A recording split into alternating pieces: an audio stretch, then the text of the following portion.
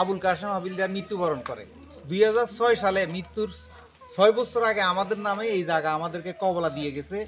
এই হলো দলিল দেওয়ার পরে আমরা এই জায়গাতে বুক দখলে আছি, গাছগাছালি লাগাই। আমার ছোট ভাইকেও দাফন করছি, আমার আব্বারও দাফন করছি, কোনো বেজাল নাই, কিছু নাই। আমার চাচার বাড়ি হলো এটা, ওনাকে আমরা সবাই মিলি 1 ডিসিম জায়গা রাস্তার জন্য ওই পাশে দিয়ে দিছি। তারপরেও উনি ওনার দখলে ওনার নাম মোহাম্মদ কামাল হোসেন বাবুল।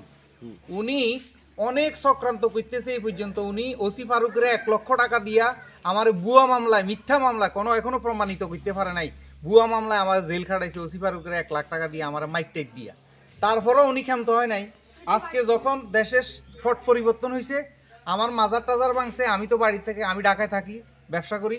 এখন আজকে সকালে উনি বানাটিয়ার লোকজন নাঙ্গলকোট থেকে বিভিন্ন জায়গার থেকে সন্ত্রাসী বাহিনী আনি জোর করি আমার দেখেন কতগুলা গাছ সব কাটি আমার এগুলা আমার মারে, আমার বোনেরে, আমার ভাগিনারে সবাইরে মাইদুর করি দখল করতেছে।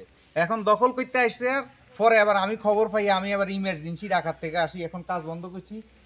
মানে আমি আসি দেখি গাছ কাটা কে রে কইছে গাছে গুণ কাটতে কান নেই কিন্তু হইলে কইছে আনে শেষে কই এই কিন্তু চাইলি না আনো আর নাতি ওকে দূরে লই গেছে গাইলে কিরে ভিডিও করলে সমস্যা গিয়া এবার আর ধাক্কা দিয়ে আনি আর হুতের কবর ফেলাইছে। কবর তো আবার ধাক্কা দিয়ে আনে রাস্তার উপরে নিচে আবার এটা দিয়ে ঠেলতে ঠেলতে নিয়ে নিয়ে আলাই তাহলে কিন্তু মারিয়ে লাইলো তো আর কিন্তু যাইতেন না।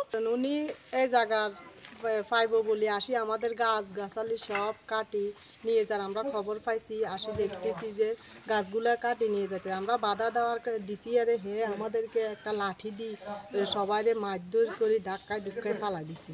আমার একটা ছেলেরে দৌড়ান দিছে, দেখে কই গেছে, এখন হে অফিসে পাইতেছি।